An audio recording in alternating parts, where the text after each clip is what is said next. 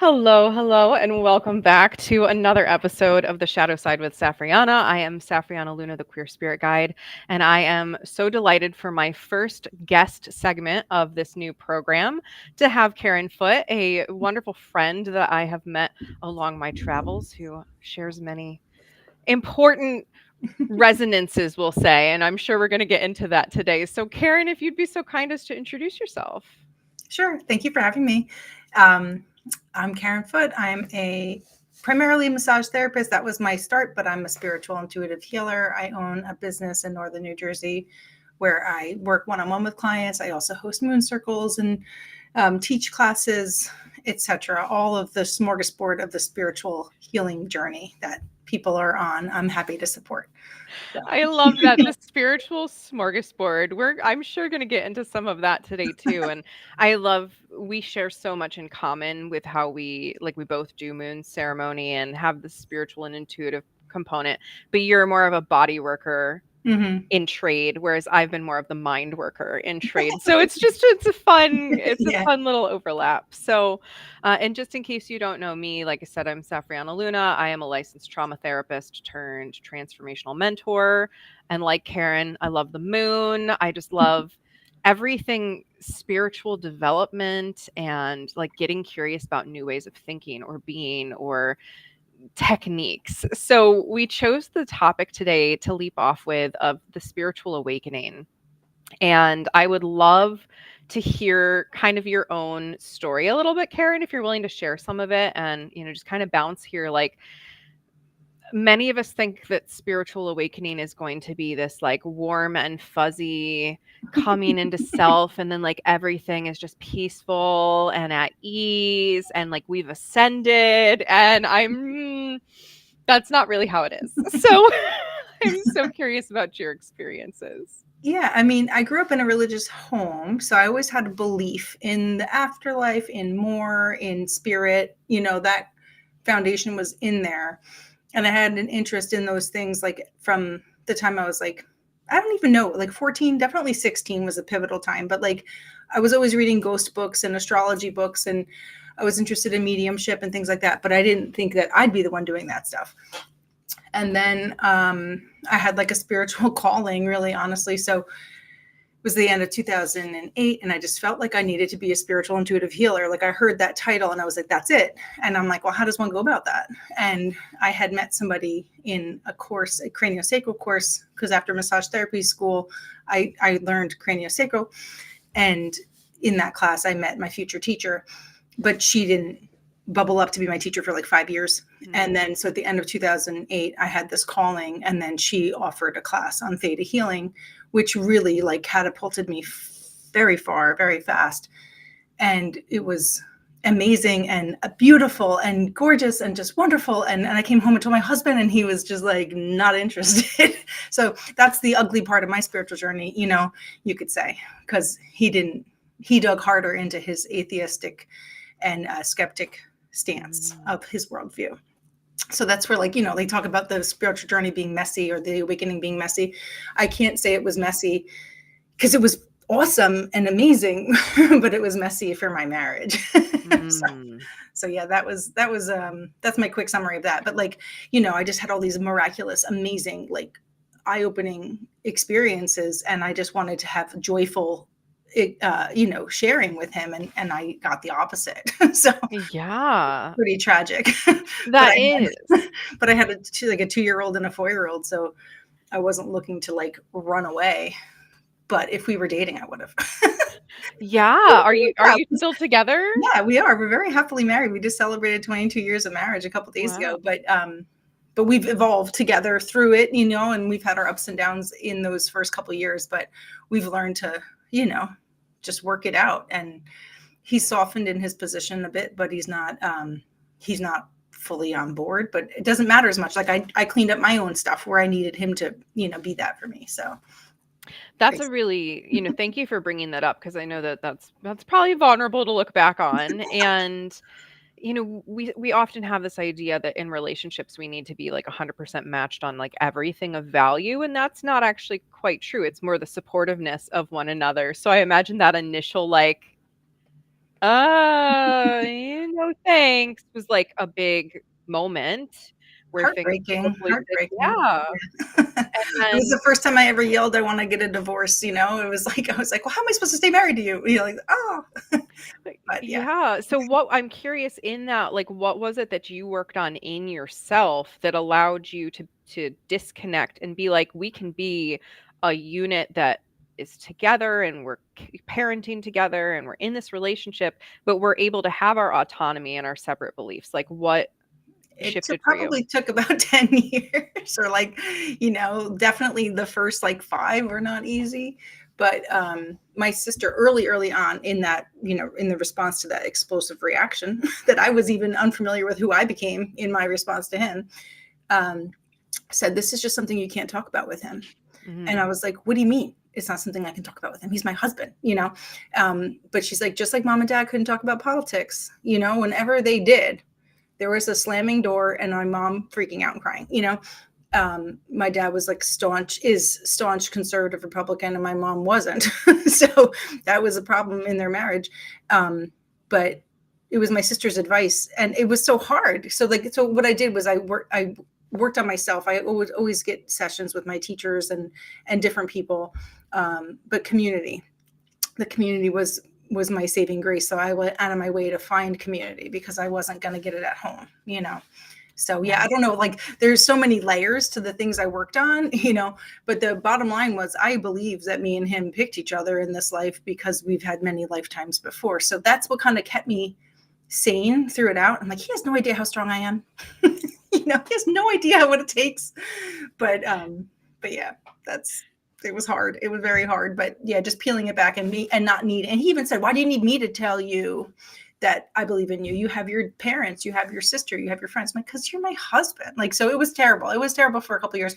But only when we visited it, we just kind of chose to put blinders on and like had to function and focus on all our strengths. And I remember watching Barack Obama and Michelle Obama in some interview.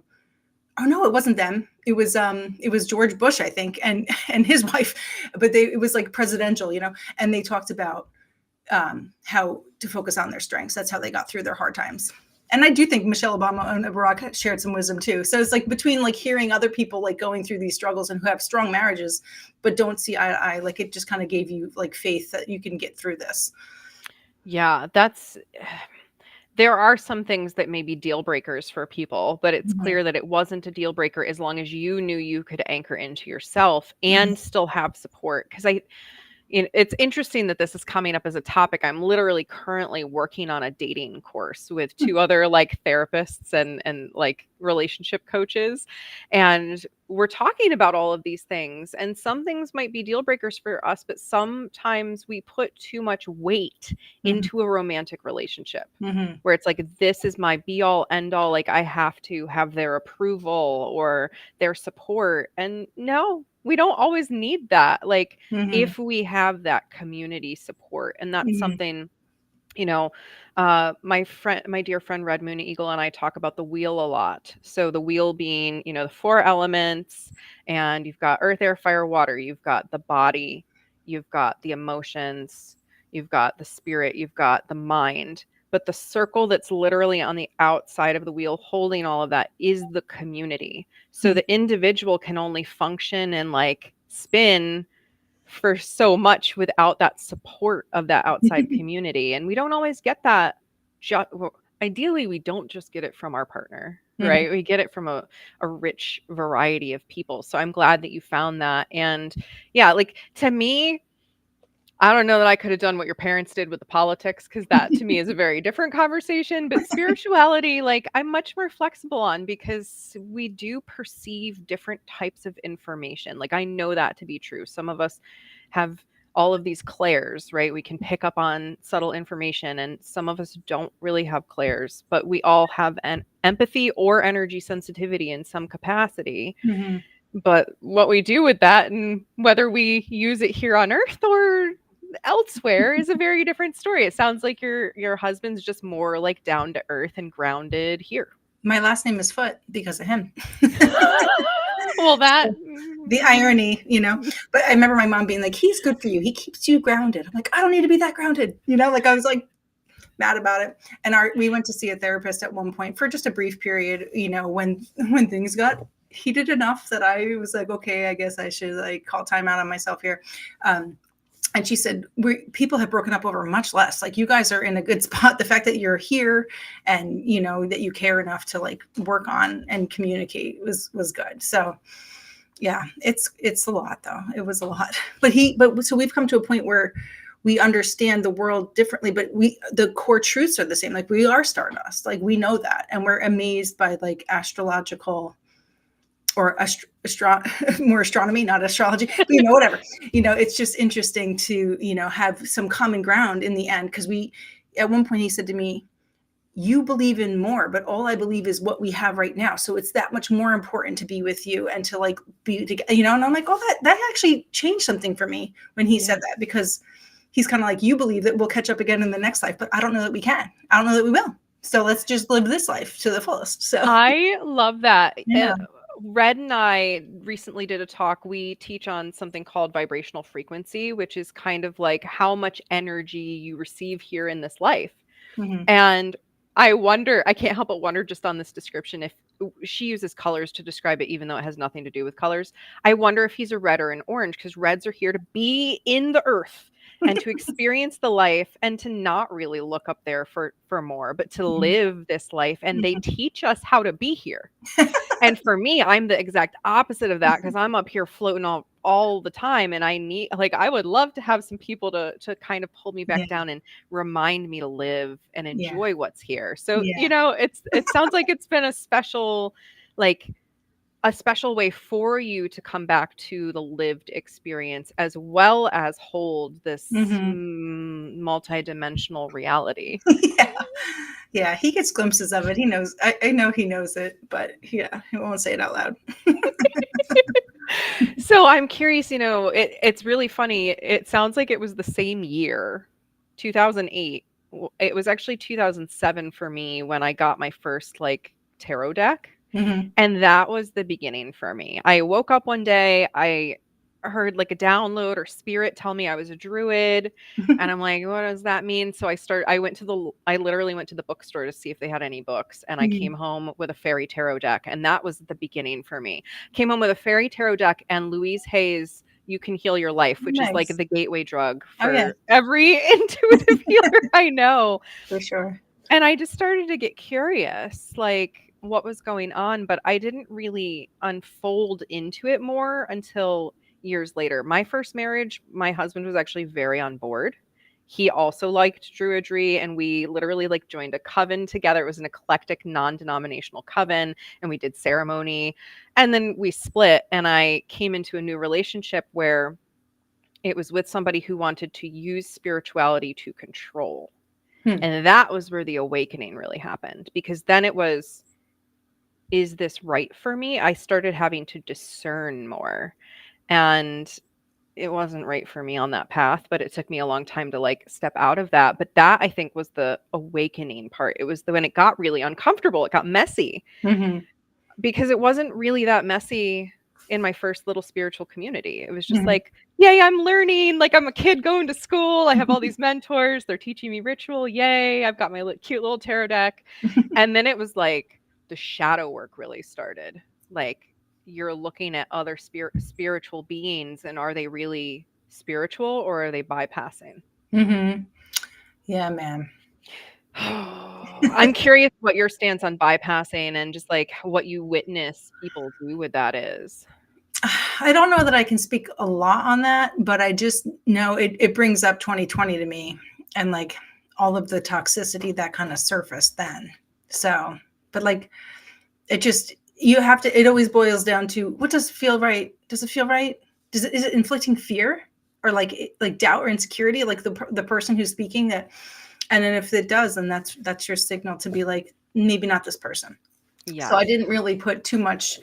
I got very confused at the beginning of 2020, because there's people that I really liked, and then they were turning around and saying shit that just did not resonate. And I was like, which way is up? What's going on? So it was bizarro. And I would check in with a few other people to see Does this resonate with you? Okay, no, I'm not following that girl anymore. Like I was like embarrassed that I was recommending different people to my community. But the spiritual bypassing, I don't know that I can speak well on that as a thing, but just I don't know, just it was just a bunch of mayhem and confusion with the different non-truths that people were spouting that I felt was like crazy. So Yeah, and it's spiritual bypassing is something I do talk quite a bit about because I'm very like, we need to stop doing it. Like, well, just like the toxic positivity, like all of that. Yeah. yes, it's Yeah. all the same. It's Mm-hmm. this avoidance of the shadow. Right. Hence, this segment is literally called the shadow side because I think we need to talk about that more. And I remember when I first started talking about the shadow more, it's probably been about 3 years that I've really been like zooming in on focusing on that. Mm-hmm. And people were like, maybe you need to come up with a new term because the term shadow is already so twisted and everybody thinks it's just bad. And I'm like, no, we need to correct that. Mm-hmm. Like, we need to correct the notion that avoiding, discomfort, avoiding pain, avoiding facing an uncomfortable truth, that doesn't get us anywhere. It Mm-hmm. really doesn't. It keeps us actually stuck in that experience. And I see so much in like the healing world that is that spiritual bypassing, that toxic positivity of just like, just stay high vibe and everything will be okay. Yeah. It's not how it You works. got to hang out in the muck and feel the feelings, and it seems to, I mean, people who are more proactive will dig up this stuff earlier in life, but if you don't deal with that shit, it's going to be coming back when you're in your 50s. I see it all the time. People who haven't dealt with their shadow work, their history, their past, so Yeah. it needs to be addressed and brought to the light in order for you to learn from it and for it to be transmuted. So Yeah. I likewise, I've, as a trauma therapist, I actually for a time, almost my entire caseload when I was working in an agency was women in their late 50s to early 70s who were wow. finally coming to terms with, childhood abuse that they'd experienced Mm-hmm. or, and it was like they were finally seeing themselves like excavating these layers of that muck that they thought they were avoiding, but they're really just buried under. And it was Mm-hmm. really heartbreaking to me. And it caused me to want to work on my stuff even more Mm-hmm. proactively Mm-hmm. because it's not as scary as we think it's going to be once we actually like get into it. Mm-hmm. It's uncomfortable, Yeah. but if you hadn't sat with that discomfort, it sounds like you would be on a very different life path. Mm-hmm. Like I you would remember not. saying to my friend, because like shadow work was becoming like almost like it was popping up everywhere, it seemed like at some point.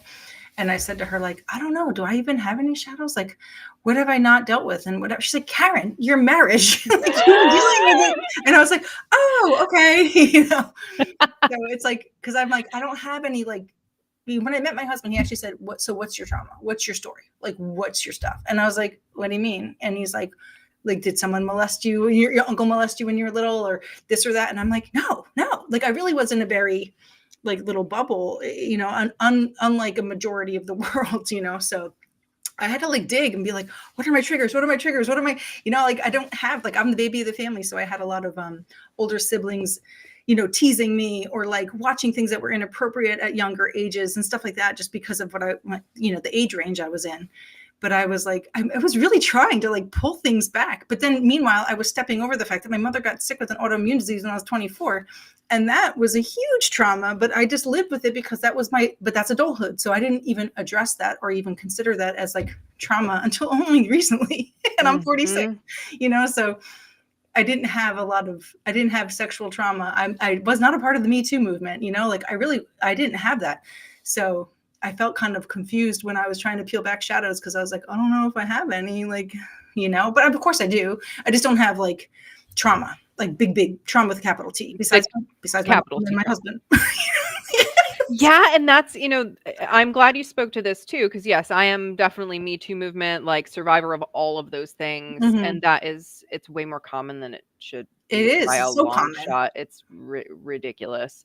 And I'm glad you don't have that shared experience, but you speak to something so important in that we all have a trauma of some Mhm. kind. Like we literally can't grow up on this planet and not have some form of suffering we've experienced, harm that's been done, Mhm. medical stuff, accidents, medical stuff for you with your mom. And Mhm. I talk to so many people that think that they are without traumas because there's almost misinformation at this point about what trauma really means. Mhm. Because we do think in terms of what I would call the big T trauma. And we think that that's the only kind of trauma that exists. But Right. micro stuff layers on, and incidents like that we're just told to keep going, right? Like, just power through, you've got Mhm. this. And it was what you just shared about your mom makes me think of my relationship with my dad. We were estranged, but when he got sick right before he passed, he came back in, and I was like trying to help him in all of these ways. I didn't process any of what that brought up for me, except for in like a handful of poems that I was Mhm. writing at the time. I just released the poetry book about this, but I didn't process it until I like really came back to the book 3 years later and was like, "Oh, you were really hurt. Oh, I don't remember writing that." Like, that was how big it Yeah. was in the moment, but I was just like, we've got to put the responsibility hat on and keep moving Right. forward.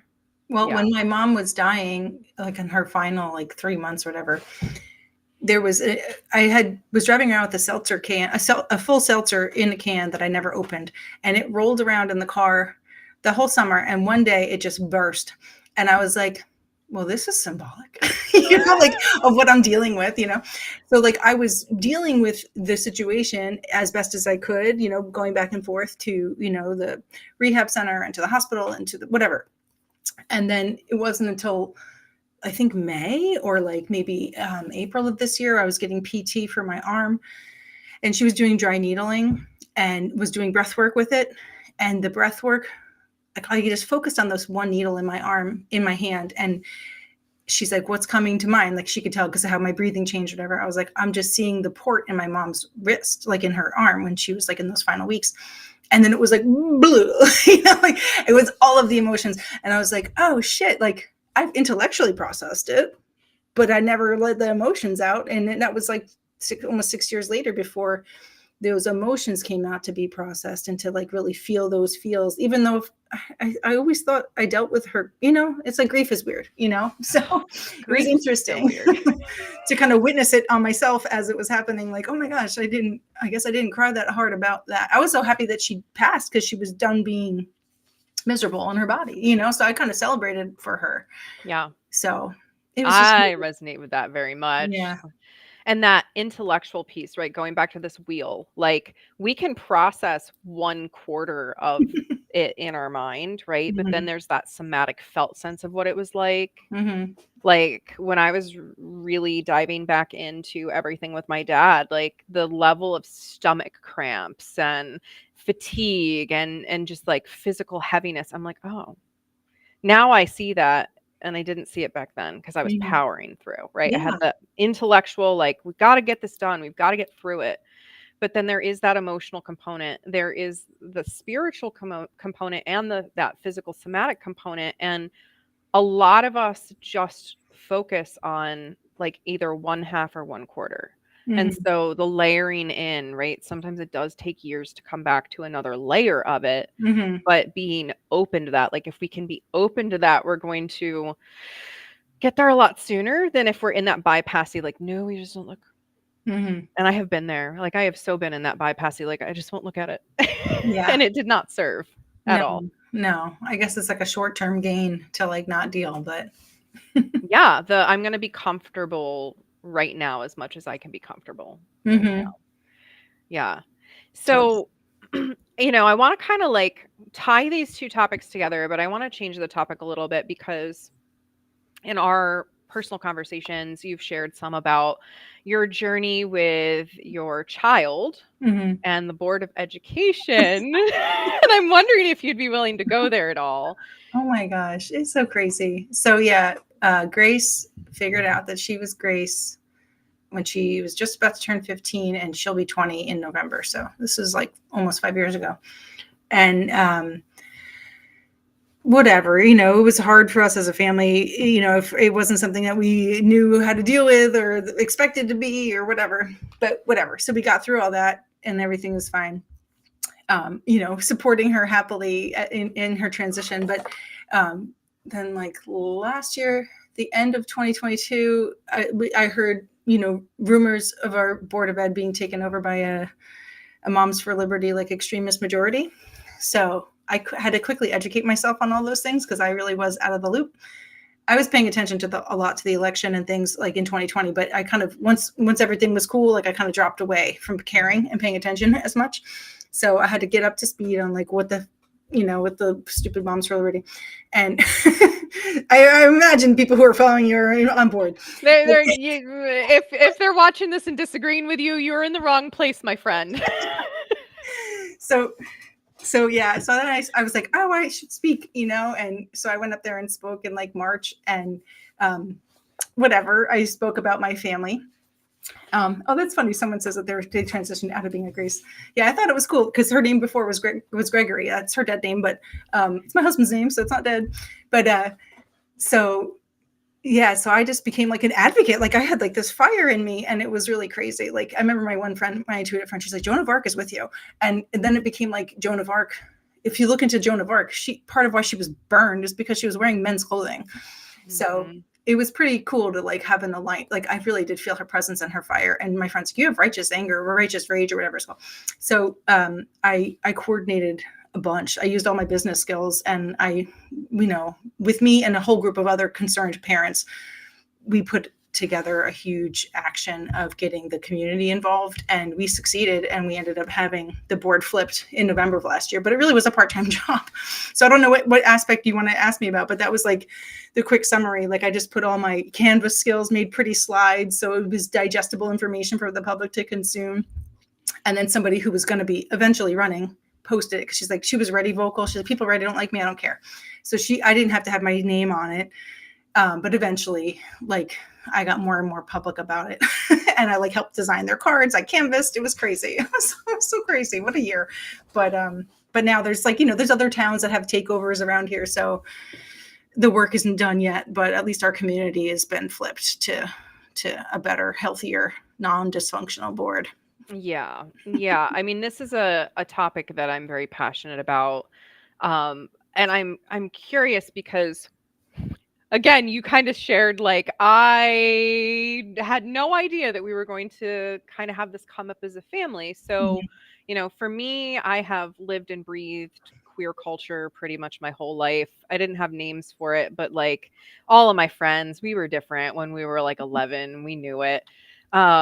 So I've always been immersed in it. And I'm curious, just even tying this back into awakening, what was that? Like, what did that bring up in you?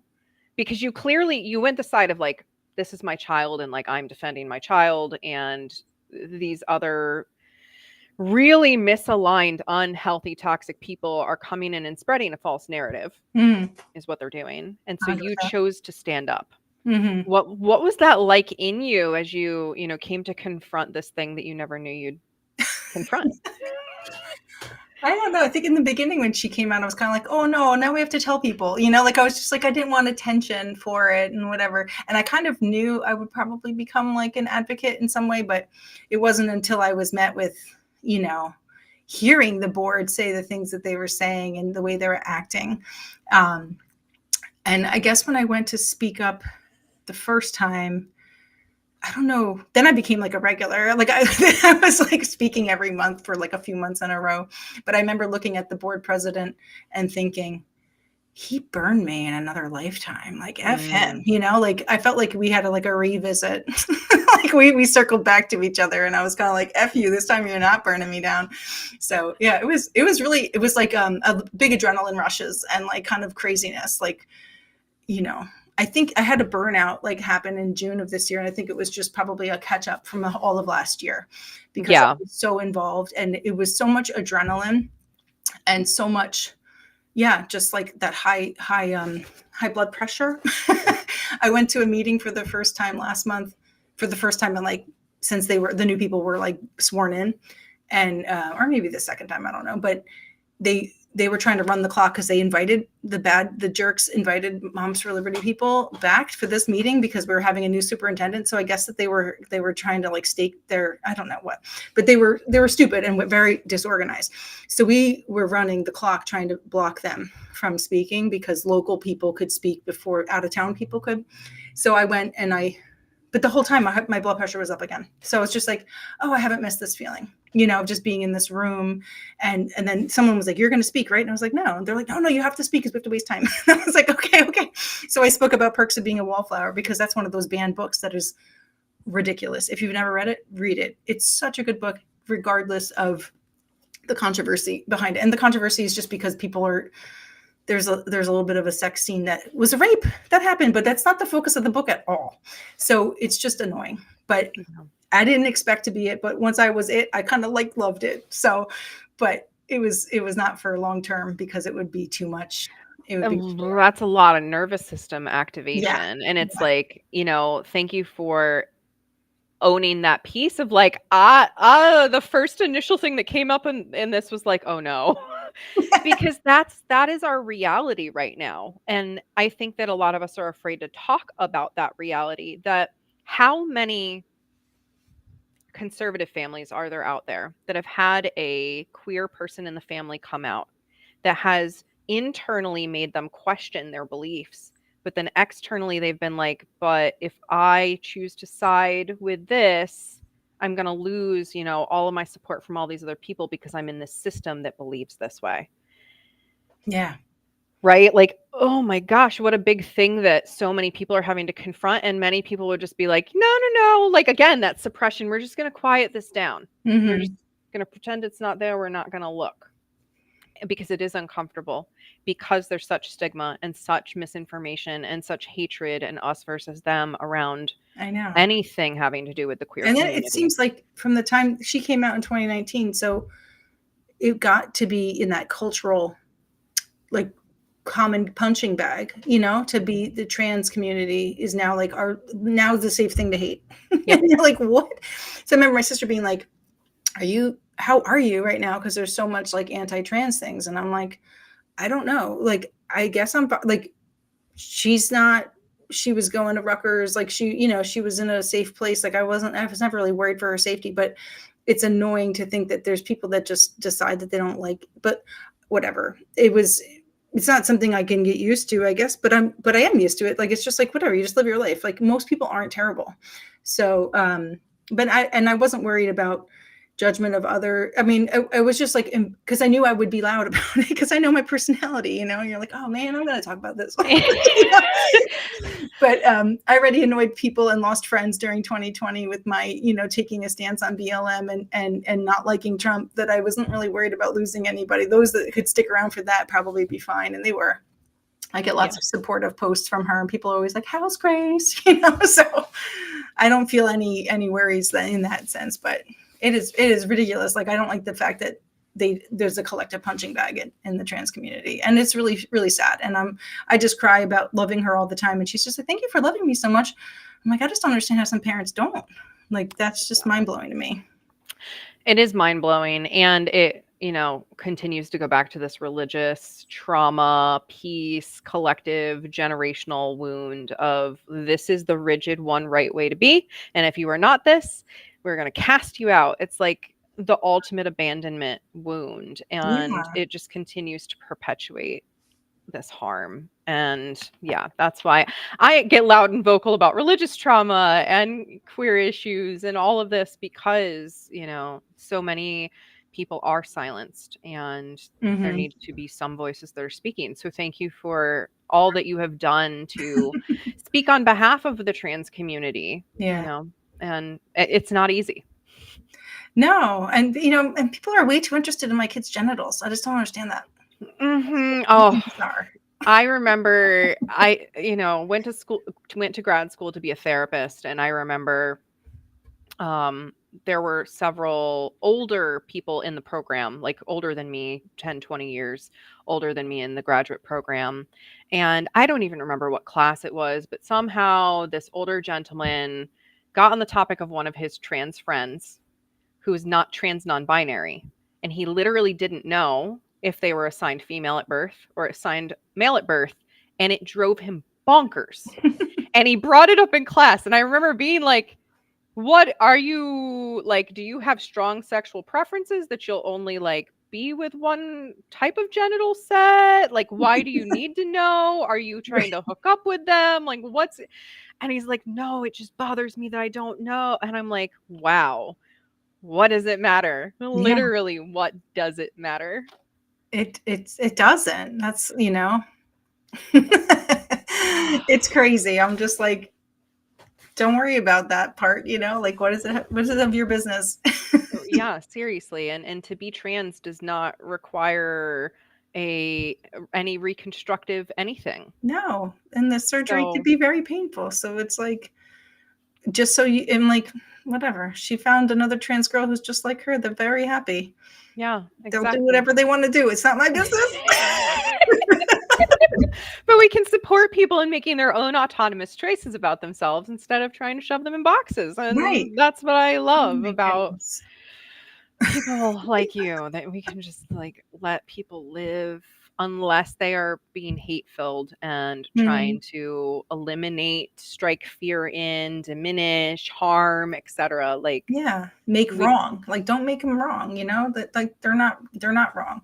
yeah. And that's why I'm like, if you want to do your conservative thing and you want to live your life the way you want to be my guest. Like, I'm so happy for you to live what's authentic for you. You don't have to put that on me, just like I don't put it on you, right? We don't have to Mhm. fight. We literally Mhm. don't have to. It's really a choice at this point. Well, it's like I like hear Tim Waltz in my head. Mind your own damn business. It's true because it's like whatever. Yeah. If She we could just have wants more of to that. be a happy, almost 20-year-old living life. Like,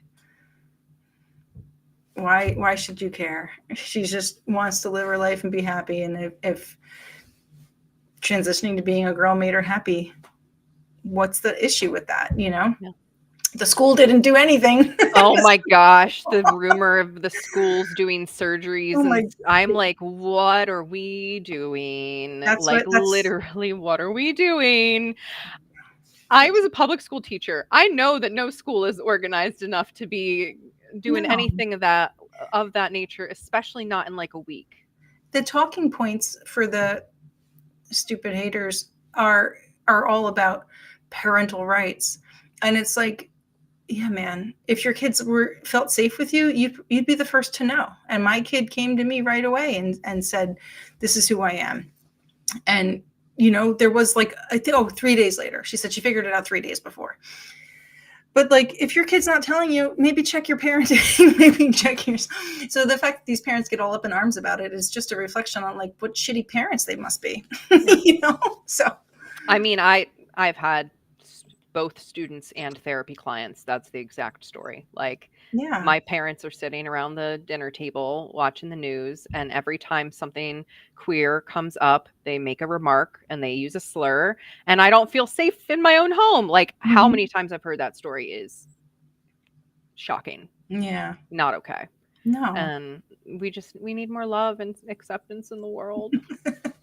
100%. So thank you for all you do for, educating and speaking, and also the healing work and just your transparency in your own journey, and, For that sure. you've had your own difficulties and it hasn't been sunshine and roses, and that it's not sunshine and roses for any of us when we're coming into further layers of ourselves and standing up for truth and what's right in the world. But it can feel like sunshine and rainbows when you're in that high vibe connection space. And that makes it all the more magical when you can access those places. So, Exactly. And you anybody that tells you it's going to be that 24/7 probably is a cult. yeah, You're probably going to quickly determine that that's not the case. But right, yes, exactly. and that's exactly it. One of my core teachings is like, the how much shadow you allow yourself to access is also how much light you allow yourself to access. And if Yeah, we don't let ourselves feel our low low, will we let ourselves feel our high high? And the answer that's is what usually no. happens. Yeah, if you dead in the one, you dead in the other. Yeah. So Thank you so much Yeah, thank you for too. sharing your story today. And again, if you have enjoyed Karen's perspectives and want to reach out to her in New Jersey, rebalancewithreiki.com, and you can And look her yeah, up. and Mhm. I'm on Instagram. Moon Magic Wellness is my storefront name, and so yeah, they're both around. If you, there's not that many Karen Footes in the Reiki world. You'll find me quick enough if you Google it. Well, thank you. I love your energy. I love what you do in the world. And I just thank you for your tremendous impact. And until next time, my friends.